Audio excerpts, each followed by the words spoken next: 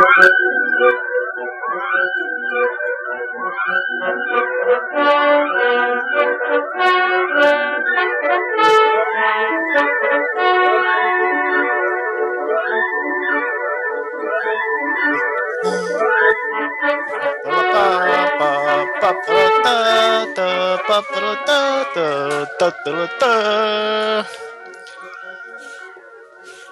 everybody.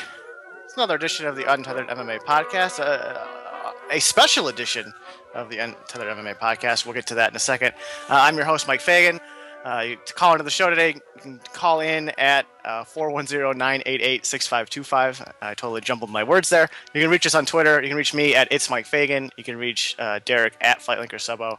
And you can reach Matt Roth at MattRoth512. This is a special edition, though, because Derek, you're technically homeless right now. Well, I mean, technically, when you're crashing in your mom's basement, you don't really have a home, but I don't even have that option at this point. Yeah, you've, I'm assuming anyone that listens to the show is well aware of your predicament.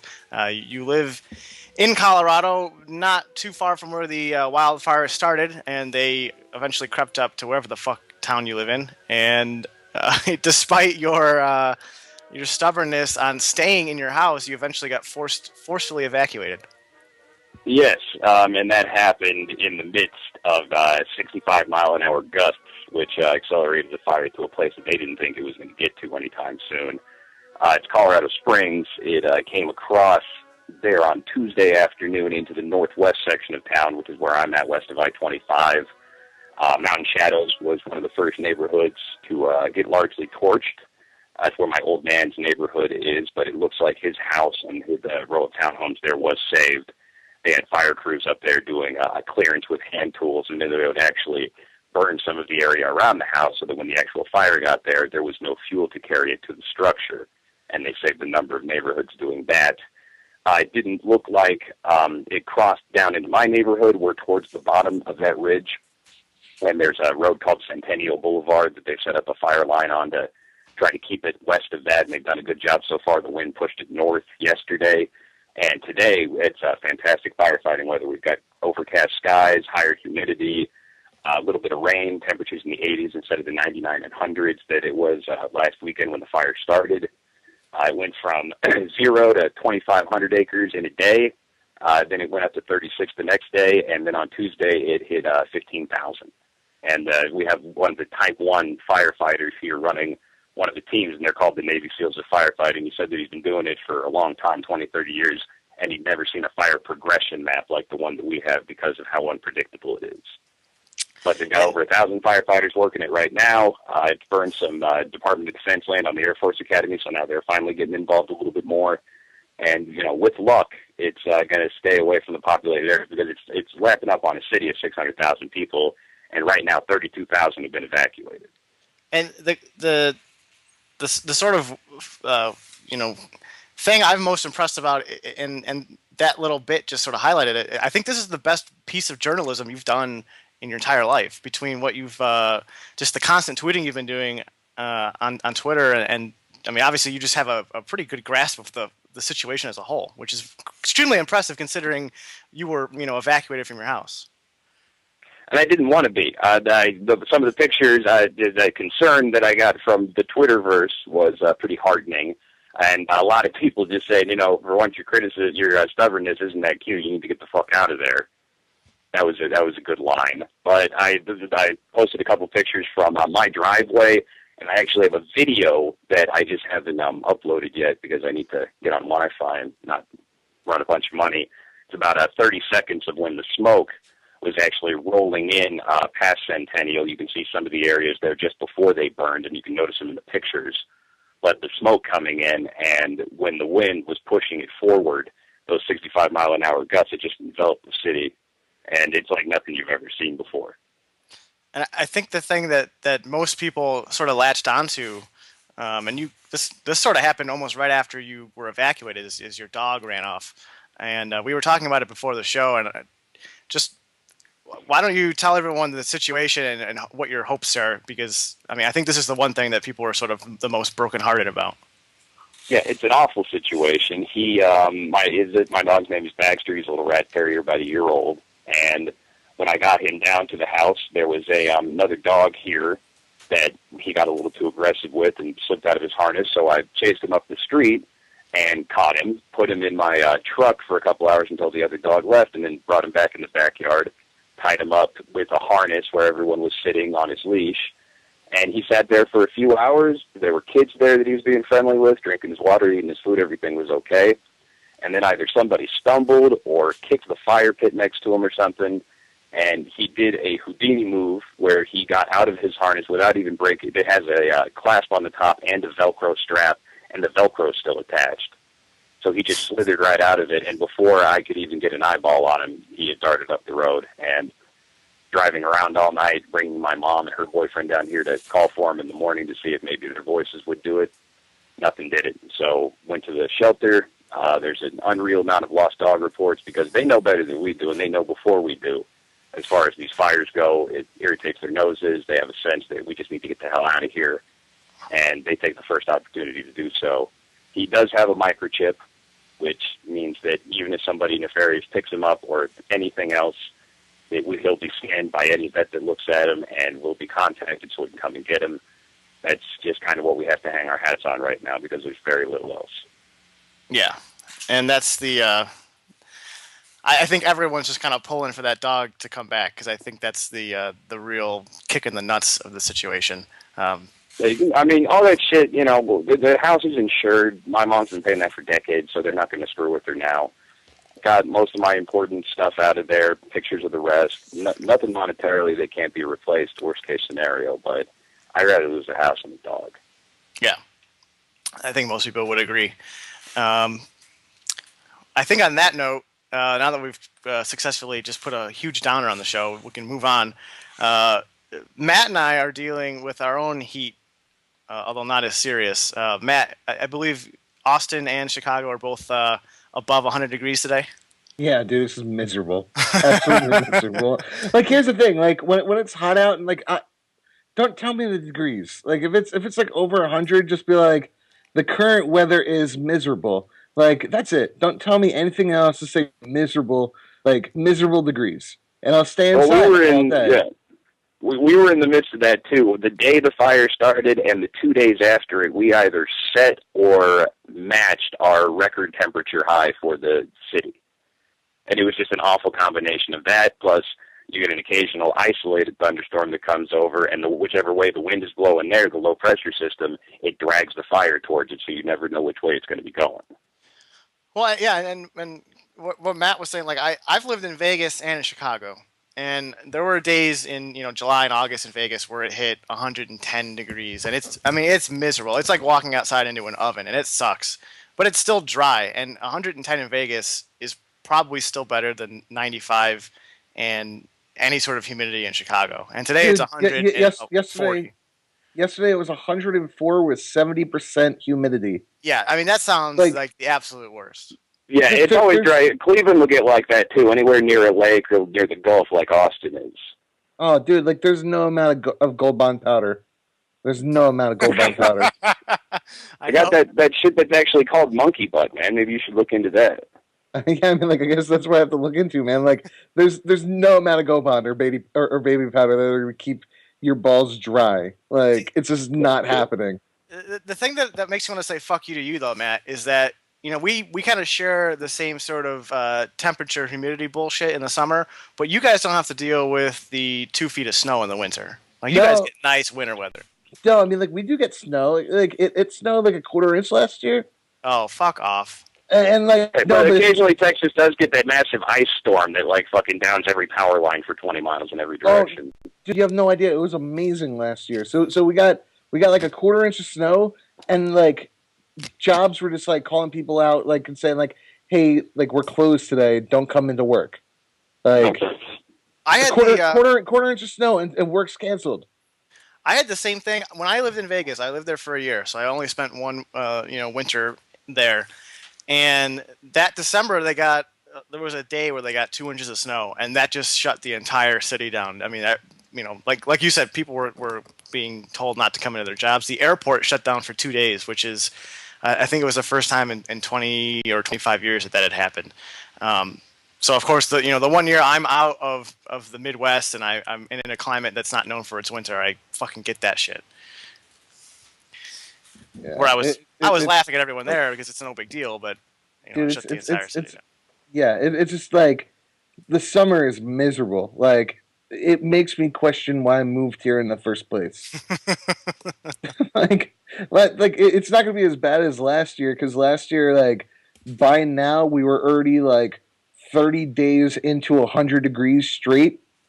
Like every single day for 30 days was already 100 degrees or more. So like it's not as bad as last year, and I'm kind of lucky in that I'm going to be missing a lot of it just by traveling to UFC events this summer. So I'm going to be missing a lot of it, but like I'm going to be in Vegas twice. So I'm not really missing the 100 degrees.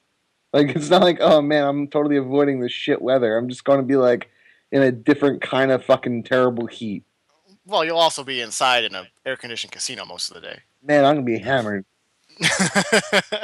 I will say this though, I've said this for a long time.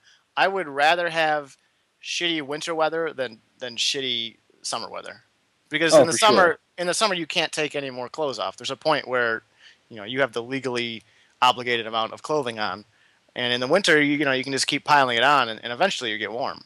Yeah, I mean like and the problem is like the pool office sucks now. Because the pool is like 90 degrees too, so it's not like oh man, I'm gonna cool myself down in like a 70-degree pool. It's like I'm boiling. I'm boiling in my pool. Is it scaring all the babes away though? Nah, dude, babes are still in bikinis. This is awesome. No, then it's not that bad. Pool office is still pretty good. Yeah, I mean like my life doesn't suck. Let's get into some fight talk.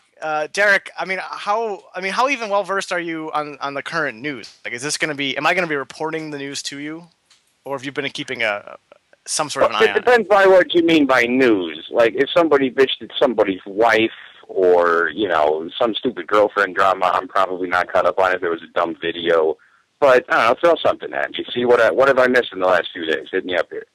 Well, looking at my list here, I feel like if you've caught the major stuff, I think you're probably gonna be okay.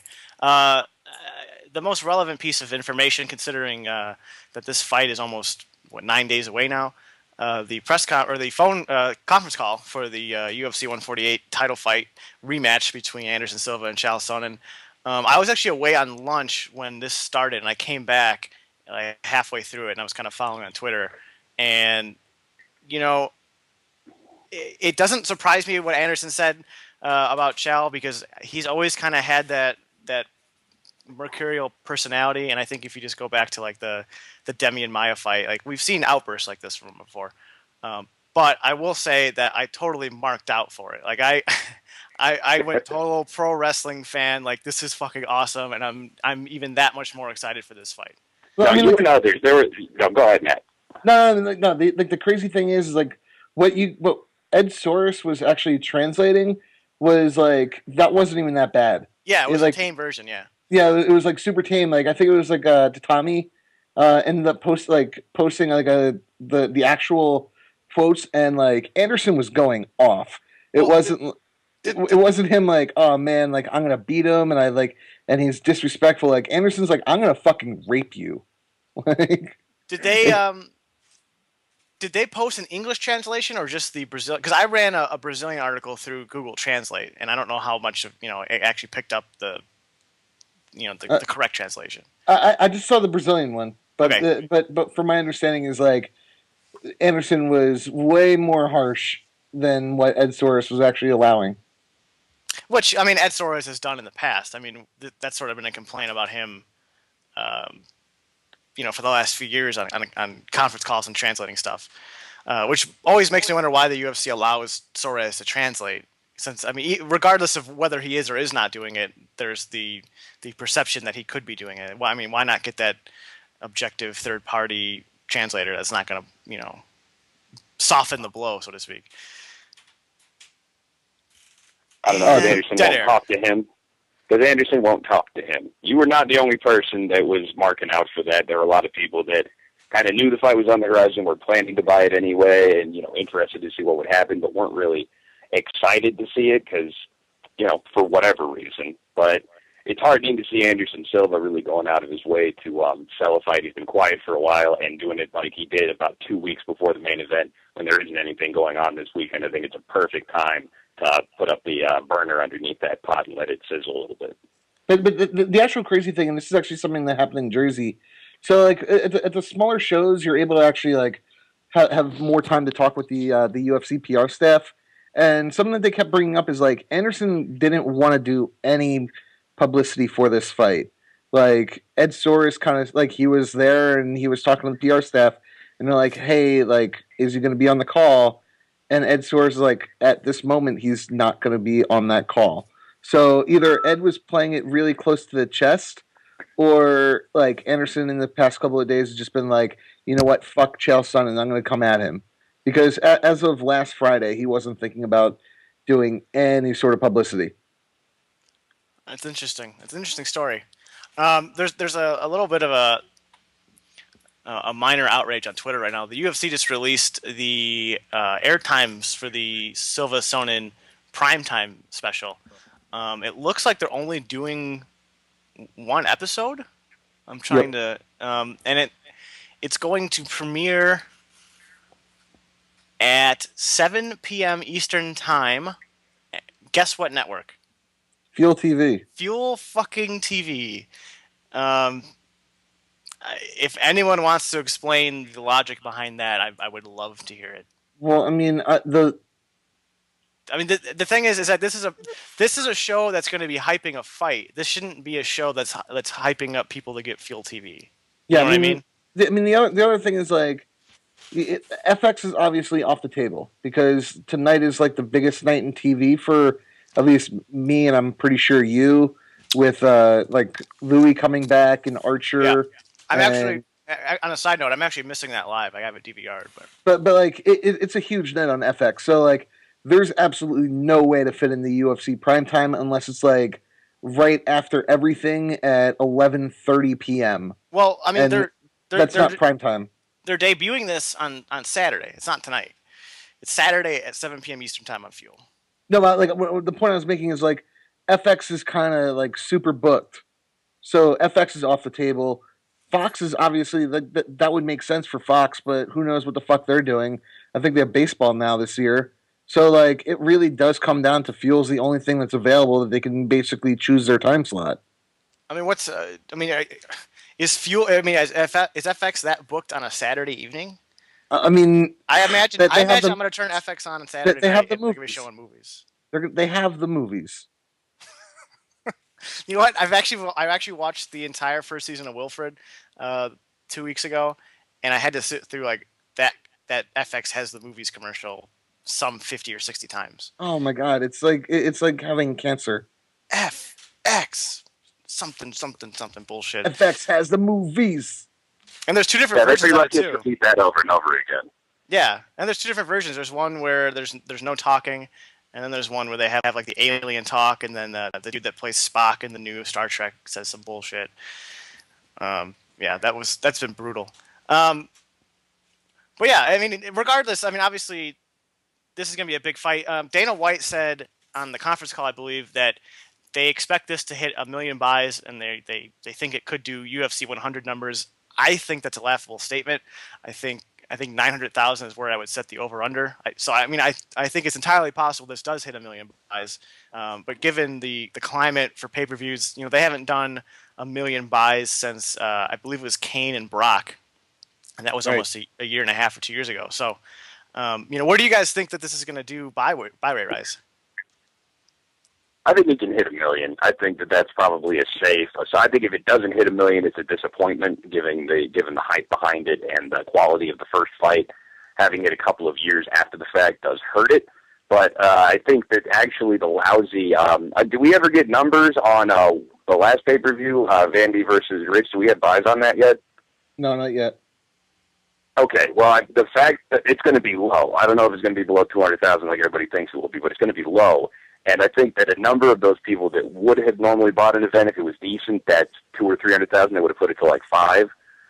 Those people are going to be more down to buy this event coming up here in a week and a half because they haven't seen one for 3 weeks, and that hasn't happened in a while.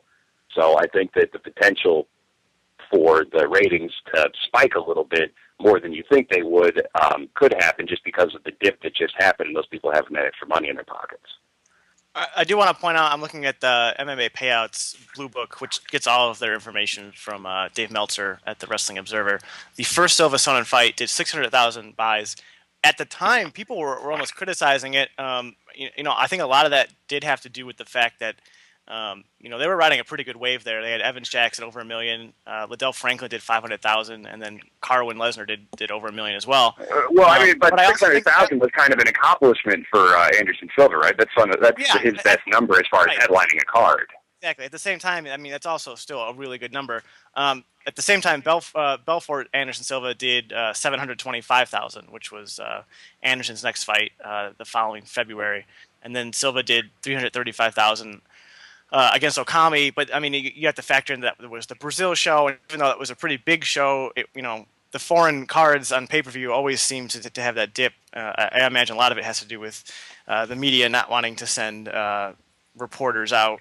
Right. Well, you have less commercials for it, and often they're building for the next event instead of the foreign one. So yeah, that does make sense. And then before the first Sonnen fight, Silva did 500,000 with Maya, but that was also a pretty stacked card. Although that was also in Abu Dhabi, so there's an impressive number there as well. That was a double title fight card, though. Those are always going to get a nice pop wherever they are. Yeah, and it had BJ Penn on it, who's also a pretty big draw. Who's BJ Penn? I remember hearing about him. He's coming out of retirement. You know what? That's a good segue. Yeah, did we not mention the whole VADA thing? Is that something we're going to talk about today? That is. It's on my list here. So BJ Penn is supposed to be fighting Rory McDonald. And he challenged McDonald to take VADA's volunteer testing program, and McDonald pretty much instantly accepted. I assume once he saw it, he immediately agreed to it. While I think the story itself is interesting, I think the real interesting story is how the UFC handles it. Because I think, if this is something that catches on with fighters, it puts the UFC in a really awkward position. And I would imagine that behind the scenes, this isn't something that Dana White and company are really looking forward to. Yeah, I think that Penn kind of, I don't know if he forced their hand, but I definitely don't think he consulted with them beforehand because they wouldn't have smiled upon it. The fascinating thing about it is it comes down to BJ's obsession with TriStar and trying to believe that George St. Pierre was using for his fight, so that's the real reason that he lost. And it all comes back to that history. I think it's a little overblown. I have an inordinate amount of faith in the commission testing. That's the reason, Dos Santos was fighting me last month. It's because of good old-fashioned government-regulated testing. So I still kind of want that to be where it is. Voluntary testing doesn't mean a lot to me because it's voluntary. It needs to be mandatory. It sounds like Derek, you entered a tin can. I can still kind of hear you, but that was weird. Matt, you're still with me? I am still with you. Okay. So still good. Go ahead. So the thing that kind of I've always been under the impression that, and I think it was due to the Nick Diaz fight, the Nate Diaz fight.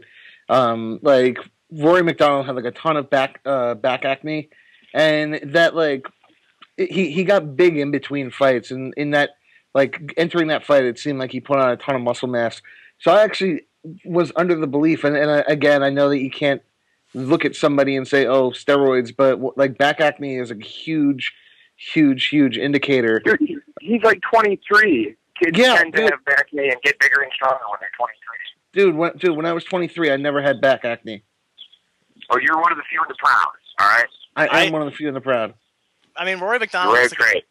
Rory McDonald, if we're going to just base stuff on looks, Rory McDonald also looks like a kid who just has a bad acne problem in general. Like, I bet that kid in high school was just red-faced the entire time. Yeah, he's also only 22 right now. So, yeah, the idea that he has back granted. acne and he put on muscle is not out of... it's not Chael Sonnen suddenly getting back acne at 33. It's not the same thing as like the Mark Hort fight for Chael Sonnen, like where it just appears out of nowhere and gets hit. I guess the point that I'm making is that I'm actually cool with him doing the VADA testing because in my mind it would answer a huge question.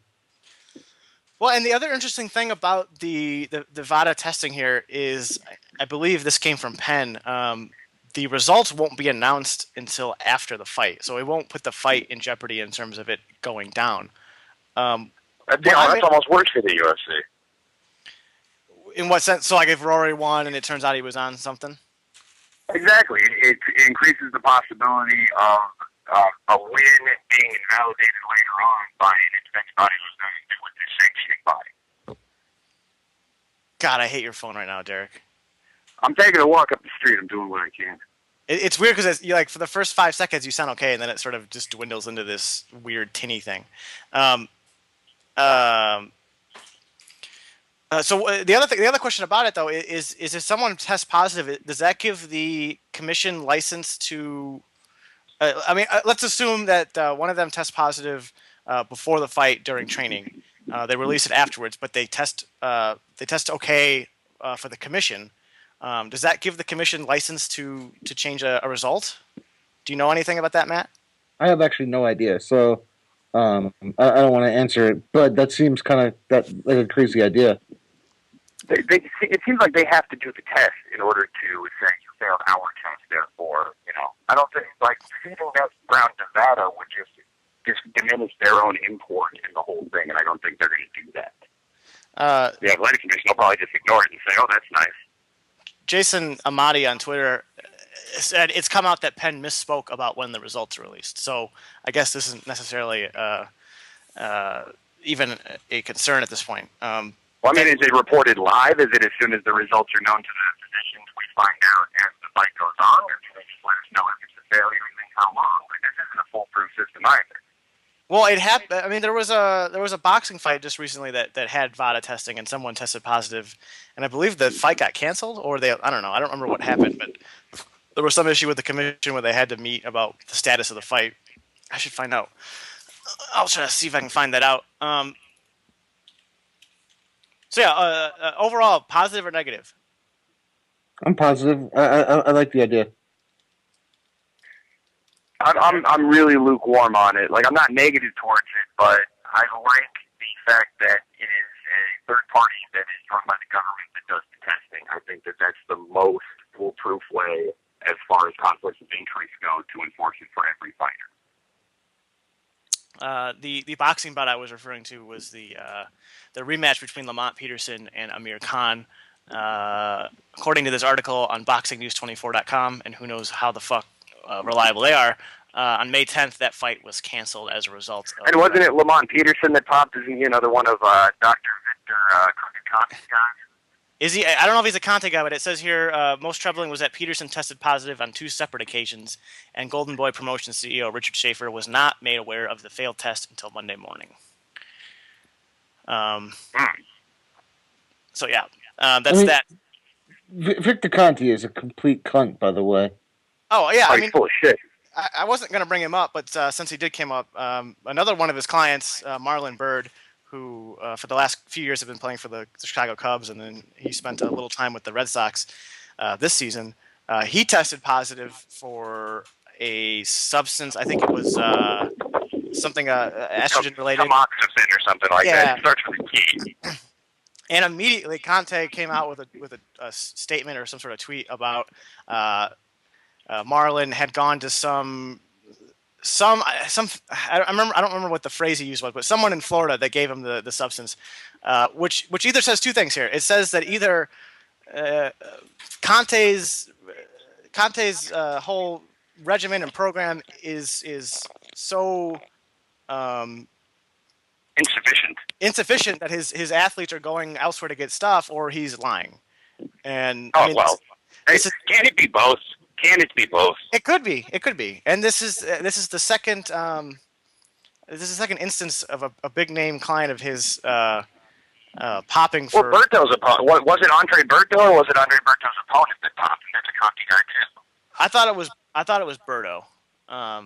It was that fight. It was Berto somebody. And it was either Berto or somebody. The Conti guy, he got popped too. So it's an amazing fucking coincidence. Yeah, all these athletes that don't pop. It's that thing too where a lot of anti-steroid, anti-PED people have been sort of going to Victor as some sort of messiah about this, because he has a big history in it. He obviously was one of the guys. I think he was the head guy running Balco, which has a laundry list of people that have either tested positive or have come out and been Yeah, found. and he admits all that. His whole defense is, yeah, but I don't do that anymore. Yeah, and he also looks he obviously just looks like a guy who you couldn't It is trust. not the face of trustworthiness, as I tweeted the other day. And there was a kind of a brouhaha the other day because Kyle Kingsbury adopted him as one of his trainers. So I was like, dude, what the fuck are you doing? Why would you associate with that guy?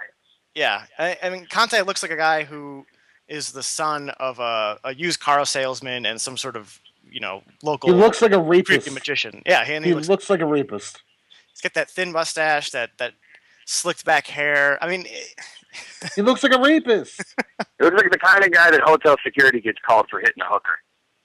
Right. It's like, oh man, like that's the guy. Of course, I totally would have stopped him because he looks like a rapist.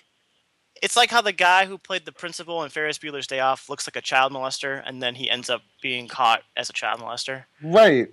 Are you accusing Victor Conte of rape, guys?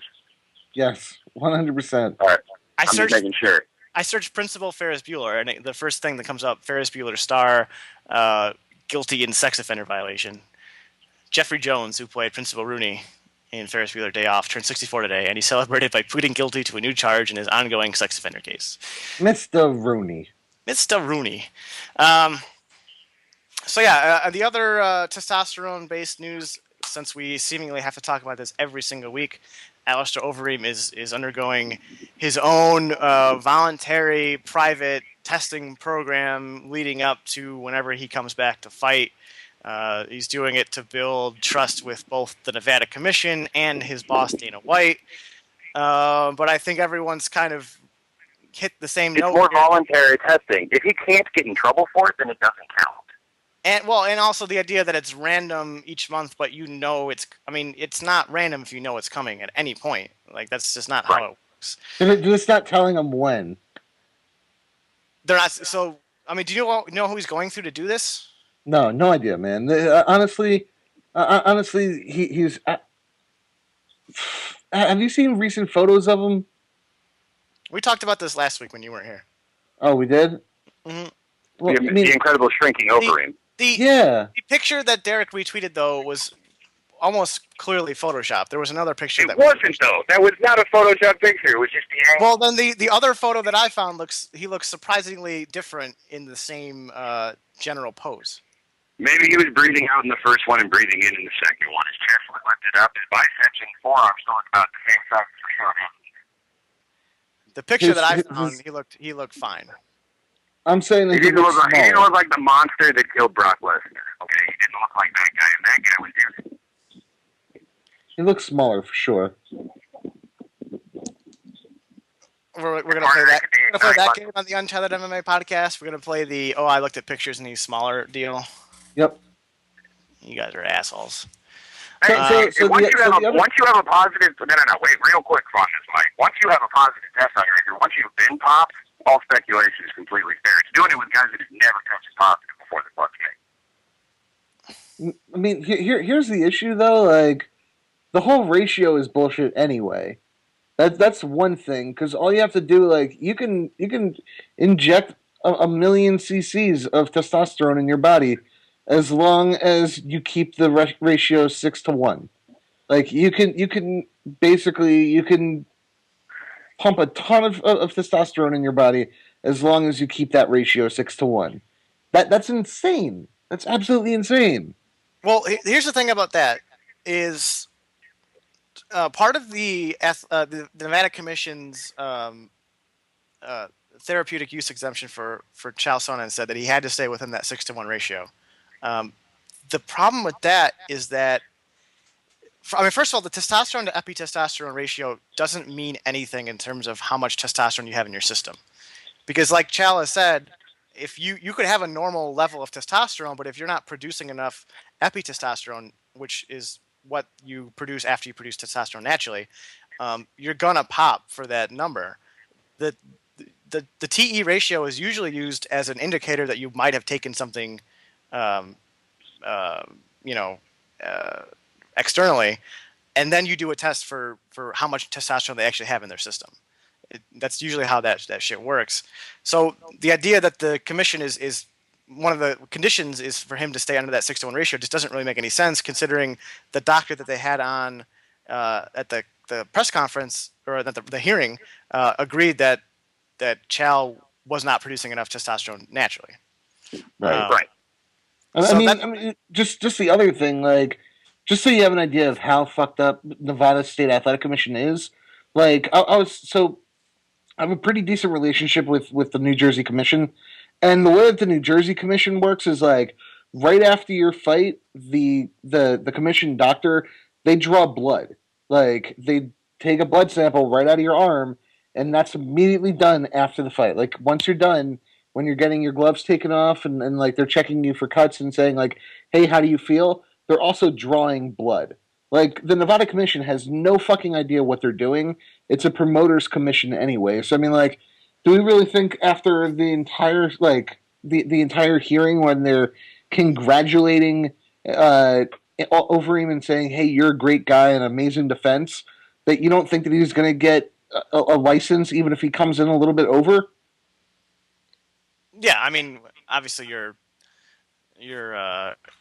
sort of drawing They'll some string him out for a conclusions, little bit. but He's going to have to nail the first test. He's going to have to fight somebody, and he's going to have to nail another one.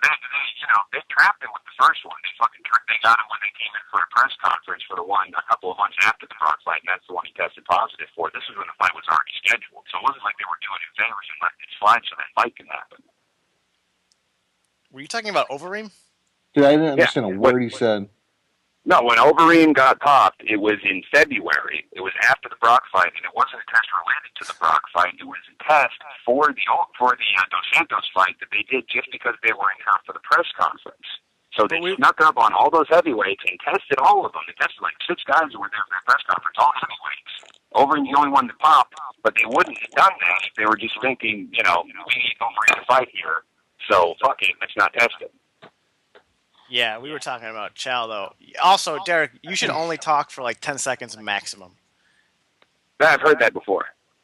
Because you sound fine, and then it just sort of goes off the phone. No, like in person, like even without audio issues, I'm supposed to like cut it off there, just from what I've been told. Yeah, well, maybe we should just, for today, let's keep that in mind. So one story that's kind of going under the radar, that's disappointing and is a real disservice to the MMA community online, I believe. The UFC is going after the GIF makers, specifically the dude that runs Iron Forges Iron. And I want to read something here from FightLinker, because I think this sort of sums up how I feel about it. They say, I can't defend Iron Forges Iron completely. To say they provide a fairly robust selection of UFC GIFs does not do them justice. They GIF nearly every significant occurrence that happens from every event, and I can see why the UFC might not be too happy about that. But even then, what actual harm is being done here? How many people are saying, fuck buying that pay-per-view, I can just check out the GIFs afterwards? Compared to how many people are sharing those GIFs afterwards, talking about the event they just enjoyed, and showing new fans what they're missing. That seems like exactly the kind of social involvement and interaction most companies would kill to have, and the UFC is actively trying to stamp it out. GIFing isn't a crime, goddammit, and companies that treat it like it is are stupid. That sort of, I mean, that seems like a pretty reasoned argument in my head. Right, but and it's kind of covering both sides, but you still need to come down on whether or not you agree with the UFC taking the win. Yeah, and we kind of dealt with this a little bit on Bloody Elbow, Matt. Yeah, I did. I actually dealt with exactly this. I understand if the UFC wants to invoke some sort of like 24-hour grace period where no one is able to release anything like that. But it seems to me it just seems backward to not like the argument said, like when you are able to kind of release those 5 to 10 second snippets of a fight of a major part of it, that gets people talking about your product. I mean, here's the way that the UFC looks at it. With Bloody Elbow, the arrangement and the agreement was no GIFs or no GIFs, whatever. No posting GIFs within 72 hours of a fight, because they get the late buyers, they get the people that buy the second time around, the second broadcast, or like a broadcast on Sunday or Monday. So what the deal with Bloody Elbow was is just no GIFs for 72 hours, and that it was okay until UFC 143 when Zuffa, basically Nate's understanding was nothing from the pay per view, Zuffa was nothing from the card, and Nate ended up posting the Stephen Thompson head kick knockout. And that's actually why you don't see the GIFs anymore in the judo chops or anything like that. Legally, they just don't want to fight it, even though technically they're in the right for the fair use. With Zombie Prophet, the understanding that I have is that he's not trying to educate in any way possible. He's just kind of giving away the finish, and you couldn't argue that under fair use. And then the other thing is, Zombie Prophet doesn't have the money to fight off Zuffa.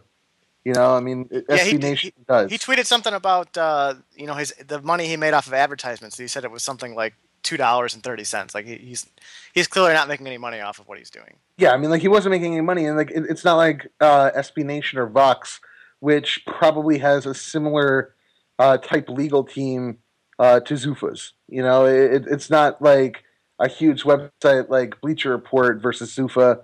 Like Iron Forges Iron, it was a great site for what it was when he used to post the GIFs. But I mean, it wasn't making a ton of money. It wasn't part of a huge blogging network. It was like a cool hardcore fan site, so you can see the videos and everything.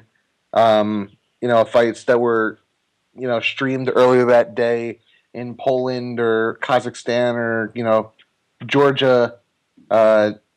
Not the United States Georgia, the other Georgia. That's what Iron Forces Iron was, and they just didn't have money to fight off Zuffa. One of the things that I want to draw a parallel to, and it's a different situation, but Major League Baseball has always been really, and I hate to bring baseball up again for you, Matt, but Major League Baseball has always been sort of weird about their online presence. They do a really good job of posting a lot of videos, a lot of highlights on their website, which is great. But they also have a similar thing with GIFs. I think they've been coming out against them recently. But they also have this weird thing where they don't have the embed option on their videos. So, if you want to put a video of a pitch or of a play on your website, there's just no option. And I've seen some embed videos lately. I don't know what exactly the deal with that is, if it's a partnership with certain websites or what, but it's just this odd, and for a company that seems to be as forward-thinking as the UFC, it's really odd to me that they've been so reluctant or behind the times with posting stuff like this on their own. I mean, even just on YouTube, posting fights. We've got Anderson Silva coming up. Why aren't they posting 5 or 6 of his fights on YouTube for people to watch? I mean, here's the thing though. Like you bring up the Major League Baseball and how they're super protective. On the flip side, the NBA is not protective at all. You're allowed to make up highlight videos and use official video, and the NBA won't prosecute you. They won't take it off of YouTube. You're allowed to do whatever you want with the NBA because they want you to build up their product. With the UFC, they're very, very forward thinking with Twitter and with using Spotify and things like that. But they're still super protective because it's always been us versus them with them. Like when was the last time you saw content? Yeah. Like when was the last time that you saw PTI speak not speak ill of the UFC? I've never seen it. I've never seen Michael Wilbon or Tony Kornheiser not speak negatively. So I mean, a lot of it really is like, hey, you know what? It's always been us versus them. So why aren't we? Why change our policy? Well, I don't understand. Go ahead, Derek. Well, it seems like they bent a little bit on that kind of during the Lesnar era. That was one of the first times that you saw fight finishes on SportsCenter almost immediately after the event, or at least the next day. And it seems like they kind of worked away from that, either because ESPN doesn't have the interest anymore, or because they backtracked on that policy because they don't feel like a Lesnar highlight or somebody not Lesnar will bring as many viewers in. How do I sound right now? You sound better. Okay, good. And the other thing was, you have the combination of that and, like you said, the us versus them mentality, where their product is their content, and specifically their pay-per-view content. And anything that threatens the monetization of that is going to earn a certain amount of ire from them. I love Zombie Prophet. He's a good guy. Iron Forges Iron was great. I wish him nothing but the best. It's defensible from a Zuffa standpoint, but it's one of those things that Zuffa does that is it's short-sighted, but it's probably, it's a defensible move, but it's short-sighted in as much as this guy is doing free work for you. He's doing free advertising. Your media department can't put together highlight videos as well as the guy hey, look out a whale, or just look out a whale, or not look out a whale, as he's called now. But these guys that are freelancing and do it just out of passion, the stifling that is a really, really counterproductive move. Jason Amati on Twitter said that the UFC totally put up tons of Silva and Sonnen fights on YouTube. Stop being wrong. I just went onto their channel. I searched Anderson Silva's name through their channel. I don't see any fights. I see a lot of videos, but I don't see any full length fights. If I'm wrong, and you can provide me a link, I would love to see it. And if they are putting these fights on YouTube, I haven't seen any links or tweets or anything from them promoting it. That's counterproductive for them too, because they're trying to sell the Roku player. I think they still own and maintain the Vault, so for some reason, they might want to get people into that if they don't want to buy a I think they've given up on the idea of selling DVDs of events to people. So, I mean, I use the Xbox Live app, a bit, and I haven't, I've seen a couple fights that they put up there, but it's not what I'm suggesting, where they put 4 or 5 fights of HBO. I think puts up 2 or 3 fights heading into a Pacquiao or a Mayweather fight, or maybe some of their other big fights. They do like a best of, and it just seems to me like a no-brainer, a sort of obvious thing to do. I mean, I don't know if, and again, if I'm wrong, then I would love to see proof of it, because I don't want to be wrong about things. The other kind of big story this past week. Roger Huerta. Maybe, Matt, how about you just talk about Roger Huerta dying? Because you had a fun little thing about that. Man, he got murdered. Like, I guess like our buddy PDL put it correctly. Like, everybody's talking about like how unsafe soccer kicks are. How about how unsafe, shitty cornermen are? Roger was clearly exhausted, clearly out of it, and they're letting him go out there and just get kicked in the face. That was like a murderous kick. The way that he ended up falling on his back, I thought he was dead. I was going to end up writing a story called In Loving Memory of Roger Huerta, and list like the day he was born to that date. I was told no, because it would be tasteless. I disagree. But I don't think there's any doubt that it's tasteless. I would let you run it, but I mean, that would have been able to get run. That would have been able to get run on Bloody Elbow. Oh, I would have actively encouraged you to do that. Yeah, I mean, like that would have been no problem. You could put that on Bloody Elbow. I don't know, man. Like, Roger, it seems like at this point, he is no longer a fighter. Like, is that safe to say that he's just, his brain isn't there anymore, and he just doesn't give a shit, and he's just terrible? Yeah, I don't think it's that out of the realm to say that he's as you say, not a fighter. I mean, when you're getting blasted by a guy, I think the dude's name was like Zorro Babel or something. Like, when you're getting blasted by a guy like that in Thailand or whatever the hell that fight was, like, that's not a good sign for your career. The big issue, though. What does he do after this? What does he do? Like, I don't want to see him fight anymore. I said porn. Like, Roger Huerta probably goes in the porn. Like, he's not good enough looking enough to be a model.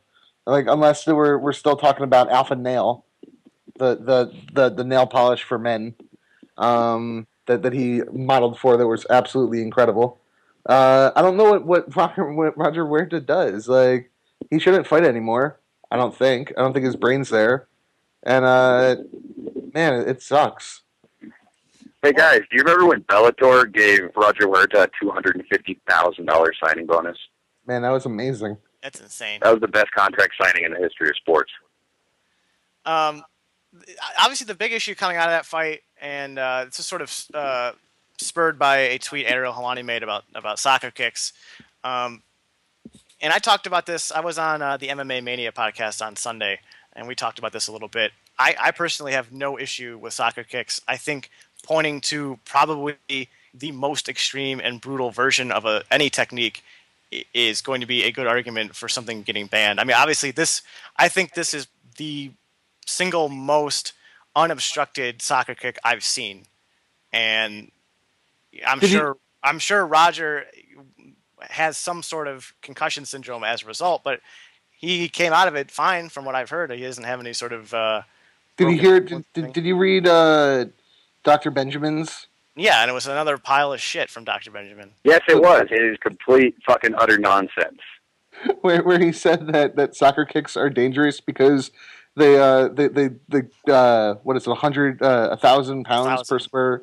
It Like, was so does a punch. It was 1,000 to 1,200 pounds of force can break a neck, and then he said, well, soccer players can kick at 1,000 psi, and I suspect that fighters can do similar numbers.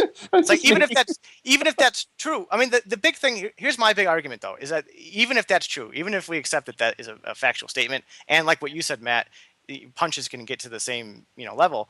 My thing is soccer kicks don't typically hit fucking square and unobstructed like that. That is a extreme outlier. Most times guys are defending themselves. I mean, I didn't see the rest of the fight, so I don't know what happened and what led up to that.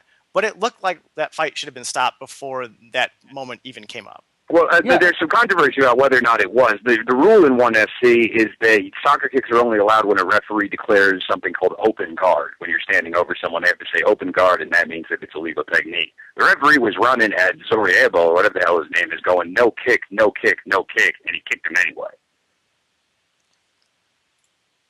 Well,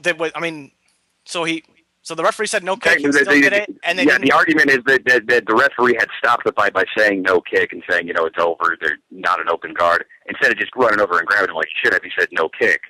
When, according to the 1FC rulebook, if the kick isn't allowed, you don't say anything, you just don't declare open guard. Yeah. Matt, I think you said you agree with Ariel, though, that you don't want to see soccer kicks allowed in MMA. I don't want to see him. I don't want to see him in MMA, man. But I just think it's absurd to say that they're more dangerous than another technique. Like, remember, like the Jeremy Stevens uppercut to Rafael dos Anjos? Yes, the grenade behind the ass punch at UFC 91, one of the best. Yeah, but like you're telling me that that's not just as dangerous? Like that. Well, we have punching power numbers on some guys. When guys punch, do they hit 1,000? Yeah, like. You can't tell me that that's any less dangerous.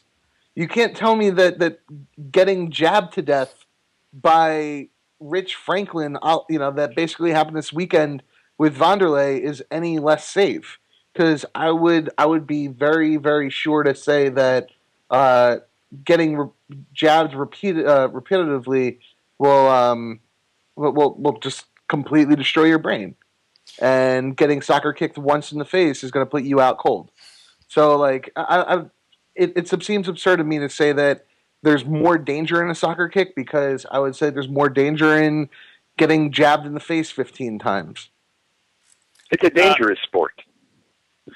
I want to interject here, going back to something we talked about earlier with the showing fights. It does appear that they do put fights up on YouTube.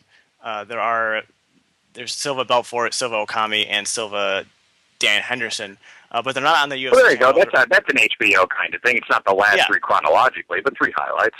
Yeah, but it looks like they're actually on each fighter's individual channel that I assume the UFC is in control of, and not on the UFC channel, which is why I couldn't find them. It's going to be interesting to see these numbers. Just looking on the side here, the Silva Belfort one has got 432 views, 1,000 views already. The other two are under 40,000. And how long have they been up there? The Silva Belfort one has been up June 15th, and then these other ones June 27th, so yesterday, and June the Okami fight was also June 15th. Well, that makes sense. That means they're getting roughly 30 to 1,040 views a day on each of those videos. That's not too shabby. Yeah, I'm going to see if I can find if they have any fights up for Chow. Going back to the soccer kicks, though, the thing I always like to point out is if you're going to get all up in a tizzy about soccer kicks being brutal, why don't you translate that to say knees from the tie clinch? I mean, if you just talking about Anderson Silva, some of those knees, when you're taking a guy's head and thrusting it down towards your knee while your knee's coming up straight into his face. I mean, that's as brutal as you can fucking get, and that guy no could one die. seems to bat an eye about that. Yeah, and no one seems to bat an eye with those because it doesn't look aesthetic. Yeah, it doesn't look like a helpless opponent being brutalized. It looks like two people in the clinch and one coming out on top, as opposed to somebody who's normally on all fours when a really bad leg kick lands trying to get, or a soccer kick lands trying to get up, versus somebody that's on their 2 feet and all the way there. And normally soccer kicks, if you rewatch prize fights that end with soccer kicks, it's normally a pretty brutal beatdown before that happened. Yeah, and that's my issue with it, is that it just seems hypocritical for me for people to complain about a brutal technique in what is already a very brutal and dangerous sport, and it doesn't seem any more or less brutal than a lot of other techniques that are allowed, and we just obviously named a couple here. Right. Some of that might be a little bit of an ivory tower kind of. I'm an MMA fan, but I'm not like these animals that want to legalize these kinds of blows and bring it back to the barbaric days. I think there's a little bit of that there with some of the more vocal opponents of it. Or you can just be like Dr. Johnny Benjamin and not know what the fuck you're talking about. Yeah. And I just found Chow's videos. This is kind of an interesting lineup. They have Chow versus Dan Miller from UFC 95. Or no, that's not from UFC 95. Chow versus Brian Stan, and then going way back, Chow versus Trevor Prangley. Nice, good fight. Yes, interestingly, I mean, again, I might be missing something, but they don't have the first Silva Sonnen fight, which seems like it might be a no-brainer. But maybe they're going to air it on one of the Fox networks. Or on Unleashed. Do they still do Unleashed? They still show recent fights on that? Yeah, they do it on Fuel. Is it still called Unleashed? No, it's called like UFC Tonight, or I don't know what it is, but UFC Tonight is like the new show. There's another show that they do that shows old fights.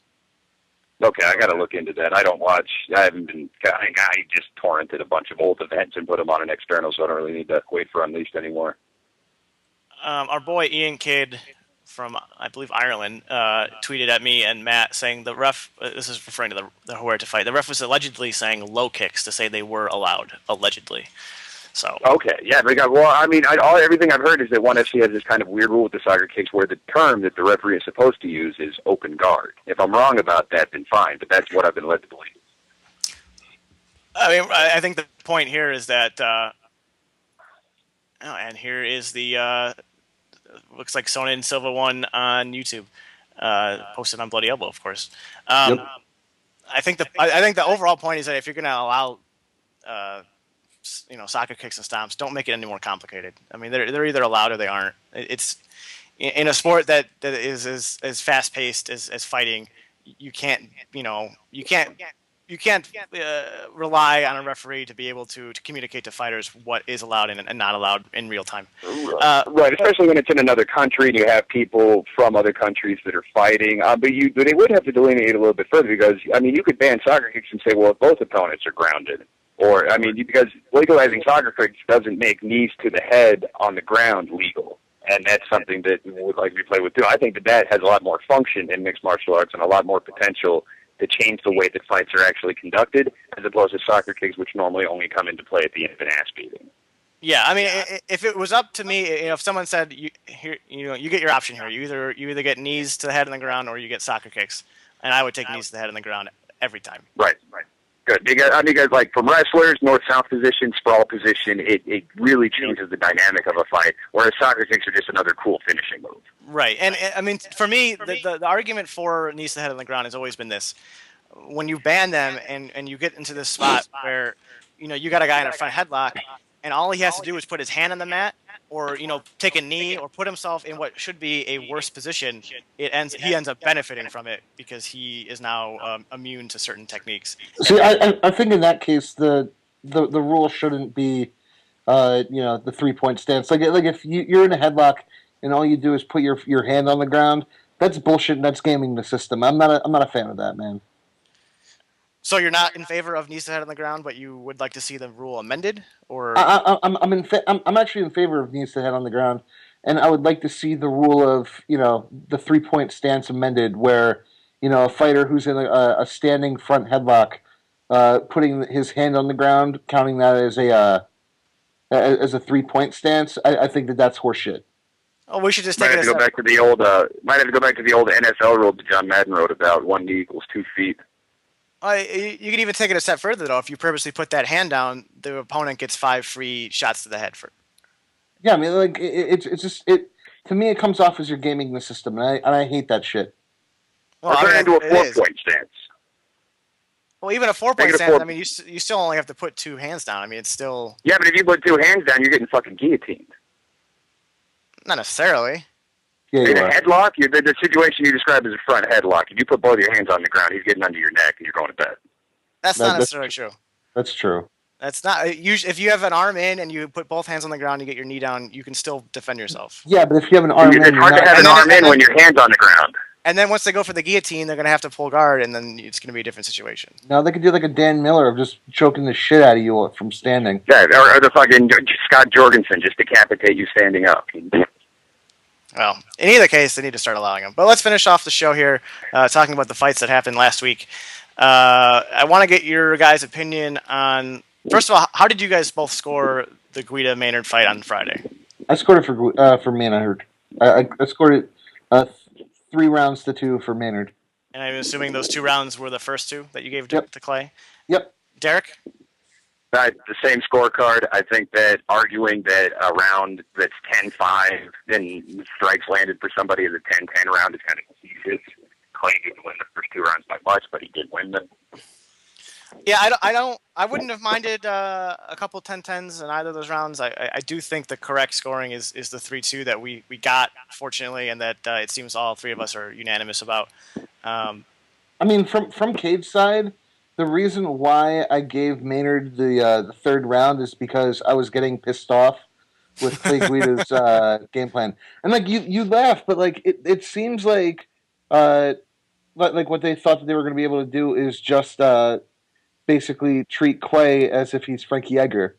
And, Frankie Edgar is actually a pretty good boxer. Clay Guida is not. And and the reason why Frankie's a good boxer is because he actually mixes in a bunch of trips and takedowns and changes levels, so like you don't know what to fucking do with him. Clay would attack, sometimes maybe connect, and then just run away and literally run to the other side of the cage. I hated watching that fight. Well, I think what happened here is that I think Guida's strategy, I think the idea is the right one for him. He was going into a fight where he was facing a bigger, better wrestler and a guy with better boxing and more power. Obviously the only real, in terms of trying to win the fight, the optimal strategy is to try to stick and move and run away like Frankie did. Like you said, though, Clay is not as good of a boxer as Frankie is. I also think part of the problem is that when Guida did get hit by Maynard, he realized that he doesn't want to get hit anymore by Maynard and was more and more willing to just sort of avoid him and play that cat and mouse game that it ended up being. But then at the same time, I think it was round 4, if Maynard hits that guillotine, that's got to be the best finish ever in MMA, right? That would have been pretty funny. I mean, taunting a dude, letting him hit you, and then just grabbing the guillotine and finishing him. I mean, that has to be the most badass thing ever. Dude, that would have been a bully move. I almost jumped out of my seat when that happened. Like it took me kind of remembering that I can't jump up and start like yelling out, "Fuck yes!" Like I had to consciously not do that because and I think there's a little bit of too much of that in the media. Thomas Rios was giving people shit for applauding Dan Miller after he won his fight. And if you're in the fucking media and you're not moved by Dan Miller winning a UFC fight last weekend, then fuck you. Like, I don't need you to sit there and pretend like you're not rooting for him over his, random opponent. I don't need you to pretend to be that objective when I know you're not. You're a human being. Yeah, I mean, I've always argued that objectivity is overrated. I do think there's still a line that you shouldn't cross. I'm not sure. I wasn't there to see what happened. I didn't see Rios'. I think they just applauded. I think that Dan Miller was announced as the winner, and they just stood up and applauded. I think that was it. Or they yelled when it happened. But either way, you're human beings. Like, it's like a journalist who saw a plane go into the Twin Towers and, like, shed a tear. And it's like, oh, you need to be objective here. We don't know what their grievances were. Like, fuck you. I'm sad. Fuck you, I'm sad. I like that line, Derek. I like that line. It is what it is. The other minor judging controversy from last weekend came in the main event of UFC 147 between Vanderlei Silva and Rich Franklin. I actually have 2 points of contention here. We'll start with the obvious one. No 10-8 round given to Vanderlei in the second. I do think that round was closer than people are going to give Franklin credit for. He dominated the first 4 minutes of it in my eyes. Although, given the punishment that he took, I think it's a pretty obvious 10-8 round. I would assume both of you agree with that sentiment. No, I think it's a 10-9. Yeah, you're an asshole. You don't lose the first 4 minutes of a round and win 10-8. See, I've always argued that with the third Nogueira Herring fight, and I think that was even more of a one-sided, not only more of a one-sided round, but also when Herring landed that kick, there was less time left, and he didn't do the same sort of damage that Silva did later. I would be fine with that round being a 10-9. I feel like this one, I feel like Silva did enough, because he ended up equal in strikes with Franklin, and that last minute was pretty harrowing, and I think it's hard to not give him the 10-8. You know me, I'm a little more stingy with my 10-8s. Like, if that's a 10-8, then Carwin Lesnar has to be a 10-7 for that first round because he did literally nothing and had his ass kicked the entire time, as opposed to winning the first 4 minutes and losing the fifth. Well, I think that's definitely a worthy argument that round was a 10-7. Also, the first round of the second Maynard Edgar fight could also... Yeah, so because that had 3 knockdowns in a single round, which you really normally don't see. I think that means that Marquez-Pacquiao fight was scored incorrectly. That round that Marquez got dropped 3 times should have been a 10-6 or a 10-7, and it wasn't scored correctly. Because in boxing, it's more official based on the number of knockdowns. But the bottom line is that when Vanderlei went nuts in that last 10 seconds of the 5th round, if he doesn't get dropped at the end, maybe he wins that round, and then with the 10-8, he ekes out a draw. But there was no way he was going to win that fight on the scorecards unless he finished at the end. And Rich Franklin did a great job of avoiding and leaving the judges with one more thing, which is why he won 4 rounds to 1 on every scorecard.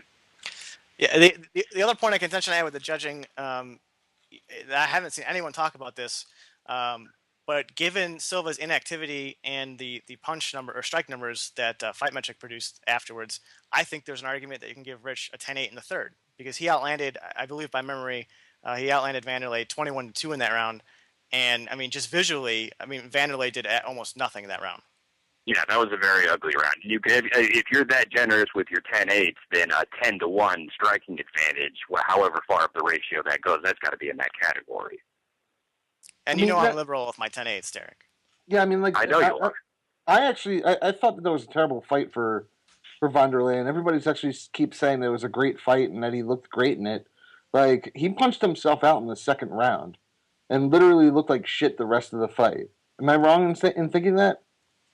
He landed a few counter rights. He was slower than Rich from the first bell, so losing that speed didn't really help him. He went to finish when he could, but, he didn't gas so hard that he couldn't last the next 15 minutes. Well, he was pretty putrid that third and fourth. It looked like there was a point where he just decided he was going to wait until the last couple minutes to kind of give his last I do. hurrah. And I think that part of that was an acceptance that Rich Franklin is a faster striker than me. He's more technical, and I need to catch him on a counter and try to catch him with power. So he threw that overhand right a lot while eating 3 or 4 shots in order to land the one. And I think he knew that winning a fight on the judges' scorecards against Rich was going to be really, really difficult. So his game plan was geared towards finishing, towards those short bursts, towards conserving energy for them and trying to get the timing right. I don't think that he shot by any stretch of the imagination. I don't know how the hell you get that from that fight. You don't think that Vanderlei shot? His most middleweights today. Do you think that Vanderlei shot? No, I don't. You don't think that Vanderlei Silva shot? No, I don't. I think that Rich Franklin finishes a whole lot of guys looking the way he looked on Saturday. Man, I don't want to see Vanderlei fight anymore. Like, and like, even think of it this way. Like, imagine if it was Belfort instead of Franklin. Like, Vanderlei would be murdered. Yeah, and that's something that I mentioned in my and this is going to be a cheap plug here on my column at thekocorner.com. Vanderlei is, I believe, 1-5-1 against southpaws in his career. His only win came against Kung Lee in a fight that I don't think he looked particularly great in, although he did a good job weathering a storm and coming back. But one of the things that Franklin was able to land over and over again, and that what put him down in the first Vitor fight, is a straight left hand. And if he fought Vitor again, and one of Vitor's best punches is a straight left, I don't think it goes very much differently than the first fight, and maybe more brutally considering Silva's age and fight history. Let's quickly mention that part of that 0-5-1 record is his 0-1-1 mark against Mirko Krokop, who's a fucking heavyweight, so not the most reliable stat in the world. What? The Mirko Krokop is a southpaw, yes? Yeah, well, I mean, that first fight was mixed rules, and then the second fight he just got totally destroyed. And again, part of that fight was because he's a heavyweight, because he's a giant man compared to Vanderlei Silva. Didn't Vanderlei come in heavier than Krokop in that fight? Yeah. I believe he came in like 226 or something. Which is crazy. Vanderlei Silva, as soon as he started actually cutting to 205, was comically small, and now he's a regular size. He was a smaller man in the ring on Saturday. Yeah, he was. That was something that kind of, I don't know if it's just because I didn't remember it from the first fight, but he looked, I mean, noticeably, like it looked like a full weight class smaller. Well, it throws us off with Rich, too, because Rich is a good-sized middleweight, but when he's up against fucking Forrest Griffin, he looks like a midget. Yeah. That's because Forrest is fucking 240. Yeah, Forrest is a monster, and that's why Forrest versus Rich was an easy fight to pick, because you knew Forrest was just going to body him the whole time. Man, that was an ugly fight. Yeah, that's a fight that's totally disappeared from my memory. Well, it wasn't bad. I mean, Rich just couldn't do anything against him. Forrest could just walk through what he was throwing and throw what he wanted to. But Rich Franklin's not a small middleweight by any stretch. I will say, Derek, that I did think that I did enjoy the fight, the Vanderlei Silva Rich Franklin rematch. I thought it took, and after watching the first fight, I realized it's a pretty fun fight. But it took that fight, added a couple more rounds, added a knockdown, and a really good performance from Franklin. And I thought it's not going to be an all-time classic, but it's one of the better fights from this year. And it was a great crowd. You got those nice eruptions when Vanderlei dropped him and everything. Every time he landed a punch, the "Ooh, you're going to die" chant, which sounds a lot like "Whoop, there it is." That's true. I fucking love Brazilian cards, and the other fights were good too. Both the finale fights for the Ultimate Fighter I thoroughly enjoyed. The middleweight one was clearly better, but I didn't mind either one of them. I actually didn't watch any of the other fights. I watched the Verdum Russell beatdown, but the other ones I skipped. Even when Verdum just cranks him in the back of the head like 6 times. Yeah. I thought it was funny that no one. I mean, fucking unbelievable. But no one. It's unreal that he gets away with that. Eric Silva has a loss on his record to Carlos Prater, and fucking Verdum gets back. But all cops are bastards. The other thing about that Brazilian crowd that I thought was kind of interesting is obviously they're extremely partisan for the hometown guys or home country guys, but they didn't boo that decision, the Franklin decision at all, and in fact they actually gave him a pretty good ovation, which I thought. Well, I think they knew as soon as Vanderlei got dropped at the last second, and then he got up and threw his arms up, the crowd went dead silent, and then there was kind of a smattering of just polite applause, but. Brazil doesn't. Of course, it's going to be who you're going to fight during the fight and everything. But after the fight, like they love Randy Couture. They love Americans that they feel like have honor and do the right thing and fight the right way. Something that kind of I saw got brought up a couple times. The idea that I think John Snowden was pushing this on Twitter, and I heard some other people echo it. The idea that if Franklin couldn't, if Franklin said at the end of the fight that he doesn't remember much from the second to fourth rounds. And the idea that if he had that sort of impairment, isn't that a good sign that the referee should have stopped the fight? Maybe in retrospect, if the referee had knowledge of that, I think it would be hard to argue that the referee shouldn't stop it. Obviously, the referee didn't. What was your thoughts on that? I think that's a tough precedent to set. I mean, what if you end up rewarding guys that can hide the symptoms better? For instance, Chris Leben versus Yoshihiro Akiyama, there were probably 20 times in that fight where he didn't know what the hell was going on. He probably doesn't remember it to this day.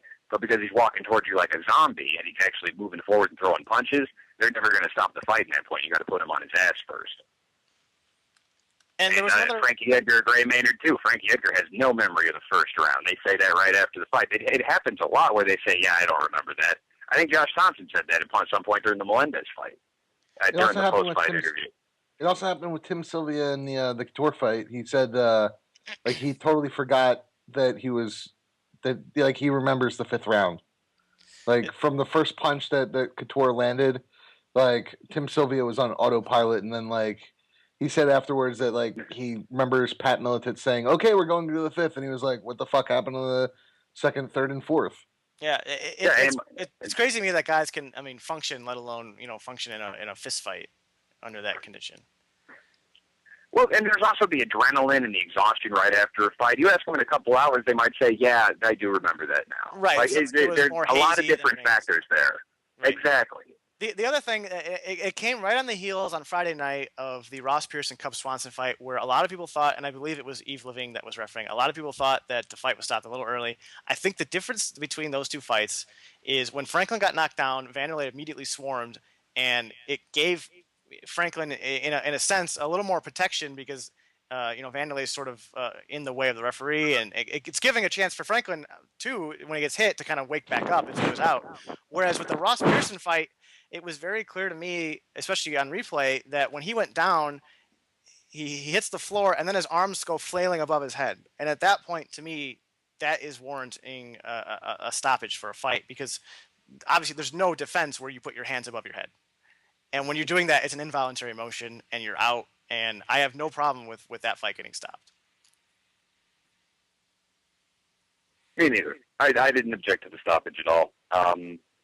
I thought it was fair. I don't really mind. I was surprised by it because I thought Pearson was going to win walking away. But Cub Swanson just doesn't want to go away, does he? Yeah, he looked fucking good. He looked really good in that night. Can we talk about how shitty Hatsuyoki looked? Yeah, let's end on that note. Hatsuyoki looked pretty bad. Like terrible. Hey, maybe he was right when he said he wasn't right for the title shot. He may have known better than me. Yeah, I mean, he looked terrible, man. And we have our first official number on this. There have been a lot of estimates tossed around. The preliminary survey finds that 346 homes have been destroyed so far by the Waldo Canyon fire. Jesus Christ. That's a nice little cap onto this episode. Anything you guys want to say on our way out here? No, just the most depressing show ever. We had some fun MMA talk in the middle there. If we happen to have any rich people listening who would have disposable income, Pikes Peak United Way is giving stuff to all the firefighters we have in town. We have 40 firefighters out of 1,000 on that mountain. They want baby wipes, Gold Bond powder, and eye drops for the smoke. So if you got any fun, send them their way to Pikes Peak United Way. All right. On that note, for Derek and Matt, we will see you guys next week.